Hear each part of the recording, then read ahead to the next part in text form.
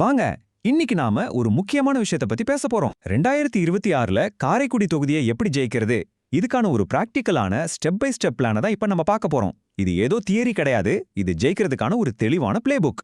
சரி, முதல்ல நம்ம களத்துல இறங்குறதுக்கு முன்னாடி ஒரே ஒரு முக்கியமான நம்பரை பார்க்கலாம். இந்த நம்பர் தான் எல்லாத்துக்கும் ஆரம்ப புள்ளி. என்னது அது? 21,600. ஆமா, போன எலெக்ஷன்ல திமுகவோட வெற்றி வித்தியாசம் இதுதான். பார்க்கறதுக்கு பெரிய நம்பரா தெரியலாம், ஆனா அதை எப்படி உடைக்கிறதுங்கிறது தான் நம்ம முழு வியூகமே. இந்த 21,600ங்கிற நம்பரை பார்த்து நம்ம பயப்பட தேவையில்லை. உண்மையில இந்த நம்பர் தான் நம்மளோட ஸ்மார்ட் ஸ்ட்ராட்டஜிக்கு ஒரு ஸ்டார்டிங் பாயிண்ட். ஓகே, இது எப்படி நம்ம ஜெயிக்க போறோம்னு ஒரு 6 பகுதியா பிரிச்சு பார்க்கலாம்.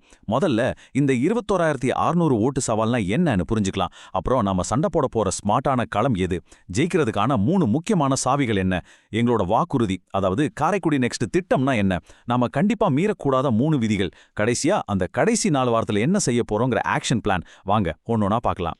சரி, முதல்ல இந்த 21,600 ஓட்டு வித்தியாசத்தை கொஞ்சம் ஆழமா புரிஞ்சுக்குவோம். இப்போ இருக்கிற அரசியல் களம் எப்படி இருக்குன்னு பார்க்கலாம். இப்ப இருக்கிற நிலைமையை பாருங்க.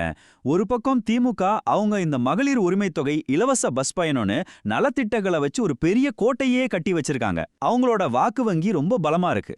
ஆனா இன்னொரு பக்கம் பாத்தீங்கன்னா பிரதான எதிர்க்கட்சியான அதிமுக கொஞ்சம் சோர்வா இருக்கு. அமைப்பு ரீதியா பலவீனமா இருக்காங்க. நாம் தமிழர் கட்சியோட கொள்கைகள் அவங்க வளர்ச்சியை ஓரளவுக்கு மேல கொண்டு போக விட மாட்டேங்குது. சோ இங்கதான் நமக்கு ஒரு பெரிய வாய்ப்பு இருக்கு, ஒரு பெரிய வெற்றிடம் இருக்கு.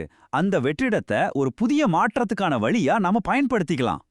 இந்த வாய்ப்பை நம்ம சரியா பயன்படுத்திக்கணும்னா எல்லா இடத்துலயும் போய் நம்ம சக்தியை வீணடிக்க கூடாது. அது புத்திசாலித்தனம் இல்ல. அதுக்கு பதிலா ஒரு ரொம்ப ஸ்மார்ட்டான பிளான் இருக்கு.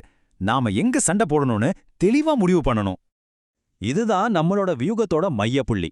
பழைய முறைப்படி காரைக்குடி தொகுதியில இருக்கிற 250க்கும் மேற்பட்ட கிராமப்புற ஜாதி ரீதியா வாக்குகள் பிரியிற பூத்கள்ல போய் மல்லு கட்டுறதுல அர்த்தமே இல்ல. அது ஒரு தோல்வி அடைஞ்ச போர் முறை. அதுக்கு பதிலா நம்மளோட வழி ரொம்ப சிம்பிள். நம்மளோட 80% உழைப்ப ரொம்ப குறிப்பா ஒரு 50லேருந்து 60 பூத்கள்ல மட்டும் போட போறோம். இந்த பூத்களை நாம லான்ச் பேட் பூத்கள்னு சொல்றோம். இங்கிருந்து தான் நம்ம வெற்றியை ஆரம்பிக்க போறோம். அப்போ அந்த முக்கியமான லான்ச் பேட் பகுதிகள் எதெல்லாம்? நம்ம 3 மண்டலங்களா இதை பிரிச்சிருக்கோம். ஒன்னு ஜோன் ஏ, இதுதான் நம்மளோட இன்ஜின். அழகப்பா யூனிவர்சிட்டி, அங்க இருக்கிற ஹாஸ்டல்கள், இங்க தான் இளைஞர்கள் சக்தி இருக்கு. 2வது ஜோன் பி, இது நம்மளோட ரத்த நாளங்கள் மாதிரி, நகலத்தை ஒட்டி இருக்கிற புது அப்பார்ட்மெண்ட்கள்ல இருக்கிற சம்பளக்காரர்கள். 3வது ஜோன் சி, இதுதான் ஆப்பு வைக்கிற இடம், நகரத்தோட மார்க்கெட் பகுதிகள், அங்க இருக்கிற வியாபாரிகள் அரசாங்க சிஸ்டம் மேல ரொம்பவே விரக்தியில இருக்காங்க. ஓகே, எங்க வேலை செய்யணும்னு நமக்கு இப்போ தெரியும். அடுத்த கேள்வி, அங்க யார்கிட்ட பேசணும்? நம்ம வெற்றியை திறந்து வைக்க போற அந்த 3 சாவிகள் யார் யாருன்னு இப்போ பார்க்கலாம். முதலாவது சாவி இளைஞர் படை. அதாவது 18லிருந்து 30 வயசுக்குள்ள இருக்கிறவங்க. அவங்க மனசுல என்ன ஓடுது? உள்ளூர்ல வேலை இல்லேன்னு ஒரு பெரிய கவலை. அவங்க கிட்ட நாம என்ன சொல்ல போறோம்? தளபதி விஜயோட இளைஞர் முன்னேற்ற திட்டத்தோட முதல் படியா காரைக்குடியை மாத்த போறோம்னு சொல்லணும். ஆனா இதை யாரு சொல்றதுங்கிறது தான் முக்கியம். பழைய அரசியல்வாதிகளை அனுப்பாம அவங்க நம்புற மாதிரி இளம் இன்ஃப்ளூயன்சர்கள், முன்னாள் மாணவர்கள் மூலமா இந்த விஷயத்தை கொண்டு சேர்க்கணும். 2வது சாவி சிஸ்டம் மேல சலிச்சு போன வியாபாரிகள்.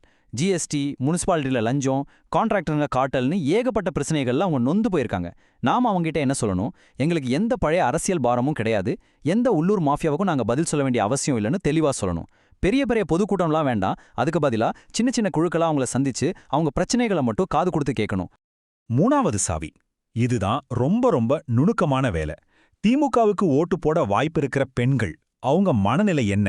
நலத்திட்டங்கள் கிடைக்குதேன்னு ஒரு பக்கம் சந்தோஷம் இருந்தாலும் இன்னொரு பக்கம் தன்னோட பிள்ளைகளோட எதிர்காலத்தை நினைச்சு ஒரு பெரிய கவலை இருக்கு. அவங்க கிட்ட நாம கொடுக்க வேண்டிய மெசேஜ் ரொம்ப சிம்பிள்: பயமில்லாத மாற்றம். அதாவது பஸ் ஸ்டாண்ட்ல நிக்கிற ஒரு அம்மா கிட்ட போய், அம்மா உங்களுக்கு வர்ற அந்த 1000 ரூபாயும் இலவச பஸ் பயணமும் கண்டிப்பா நிப்பாட்ட மாட்டோம், அது பாதுகாப்பா இருக்கும், ஆனா அதுக்கு அடுத்த கட்டமா உங்க பிள்ளைங்களுக்கு இங்கேயே ஒரு நல்ல வேலையை நாங்க உருவாக்கி தருவோம்னு சொல்லணும். இதுதான் கேம் சேஞ்சர். இப்படி நாம வேலை வாய்ப்பை பத்தி திரும்ப திரும்ப பேசுறதுக்கு ஒரு காரணம் இருக்கு. இது ஏதோ தேர்தல் நேரத்துல சொல்ற கோஷம் கிடையாது. இதுதான் காரைக்குடி மக்களுக்கு நாம கொடுக்கிற முக்கியமான மையமான வாக்குறுதி. இந்த வாக்குறுதிக்கு நாங்க வச்சிருக்கிற பேர் தான் காரைக்குடி நெக்ஸ்ட். நல்லா கவனிங்க, இது ஒரு பொதுவான அரசியல் வாக்குறுதி இல்ல, இது ஒரு பொருளாதார ஒப்பந்தம். காரைக்குடியில படிச்ச ஒரு பையனோ பொண்ணோ வேலை தேடி பெங்களூருக்கோ சென்னைக்கோ போக வேண்டிய கட்டாயத்தை ஒழிக்கிறது தான் இந்த திட்டத்தோட ஒரே நோக்கம். நாங்க வெறும் பேச்சோட நிறுத்த மாட்டோங்கிறதுக்கு இதுதான் எங்க அத்தாட்சி. நாங்க பதவிக்கு வரதுக்கு முன்னாடியே ஒரு காரைக்குடி வேலைவாய்ப்பு தினத்தை நடத்துவோம். அங்க பெரிய டெக் கம்பெனிகள், திறன் மேம்பாட்டு நிறுவனங்களோட ஒரு புரிந்துணர்வு ஒப்பந்தத்தை மக்கள் முன்னாடியே கையெழுத்து போடுவோம். இதுதான் எங்க அர்ப்பணிப்புக்கான ஆதாரம். சரி, இவ்ளோ பெரிய பிளான் போட்டா மட்டும் போதுமா?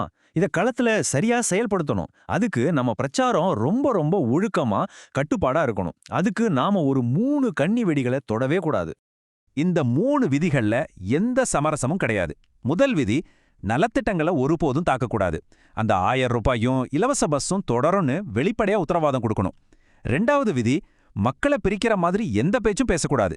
ஜாதி, மதம் இதையெல்லாம் தாண்டி எல்லாருக்கும் பொதுவான ஒரு மெசேஜ் தான் நம்மகிட்ட இருந்து போகணும். 3வது, ரொம்ப முக்கியமானது, நம்ம அணுகுமுறை ரொம்ப ப்ரொஃபஷனலா இருக்கணும்.